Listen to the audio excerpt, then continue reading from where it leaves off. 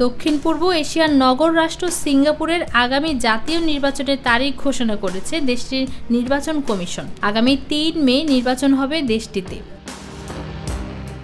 নির্বাচনের প্রচার প্রচারণা করার জন্য ৯ দিন সময় পাবেন প্রার্থীরা। এবারে নির্বাচনের ফলাফল নির্ধারণের জীবনযাত্রার ব্যয়, আবাসন, চাকরি, স্বাস্থ্যসেবা ও বয়স্ক লোকজনের নিরাপত্তার মতো ইস্যুগুলো মুখ্য ভূমিকা রাখবে বলে মনে করছেন দেশটির রাজনীতি বিশ্লেষকরা। সিঙ্গাপুরের বৃহত্তম রাজনৈতিক দল পিপলস অ্যাকশন পার্টি প্যাপ ১৯৫৯ সাল থেকে এই পর্যন্ত প্রতিটি নির্বাচনে বিজয়ী হয়েছে দলটি। এবারের নির্বাচনেও প্যাপের জয়ের সম্ভাবনা প্রায় শতভাগ। তবে প্রশ্ন হলো বিরোধীদের সঙ্গে জয়ের ব্যবধান নিয়ে। গত প্রায় ১ যুগ ধরে ধীর গতিতে হলেও সিঙ্গাপুরে বিরোধী রাজনৈতিক দলগুলোর উত্থান ঘটেছে।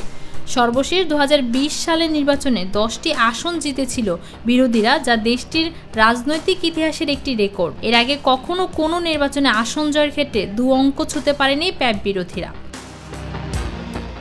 তাছাড়া এবারের নির্বাচন সিঙ্গাপুরের বর্তমান প্রধানমন্ত্রী লরেন্স উয়ংয়ের জন্য একটি বড় পরীক্ষা। কারণ ২০২৪ সালের মে মাসে সাবেক প্রধানমন্ত্রী লি সেন লুং পদত্যাগ করার পর এতদিন ভারপ্রাপ্ত প্রধানমন্ত্রী হিসেবে সরকার চালাচ্ছিলেন লরেন্স। এবার প্রধানমন্ত্রী হতে চাইলে তাকে নির্বাচনে প্রার্থী হতেই হবে। ১৯৬৫ সাল থেকে এ পর্যন্ত গত ৬০ বছরে মাত্র ৪ জন প্রধানমন্ত্রী পেয়েছে সিঙ্গাপুর। এই প্রধানমন্ত্রীরা সবাই ক্ষমতাসীন দল প্যাপের নেতা ছিলেন। সবচেয়ে বেশি দিন ক্ষমতায় থাকার রেকর্ড সাবেক প্রধানমন্ত্রী লি সেন লুংয়ের পিতা লি কুয়ান ইউয়ের। টানা ২৫ বছর দেশের প্রধানমন্ত্রী ছিলেন তিনি। এশিয়ার অন্যতম বৃহৎ অর্থনীতির দেশ সিঙ্গাপুরের আয়তন ৭৩৫.৭ বর্গ কিলোমিটার এবং জনসংখ্যা ৭,৪০,০০০। দেশটিতে ভোটারের সংখ্যা ২৭,৫০,০০০, অর্থাৎ মোট জনসংখ্যার প্রায় অর্ধেকেরই ভোটার।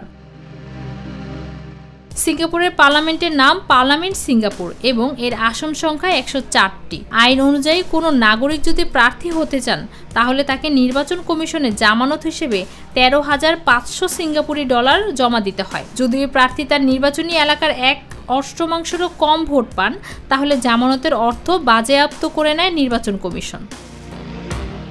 ফৌজিয়া আক্তার, নিরপেক্ষ নিউজ ডেস্ক, ঢাকা।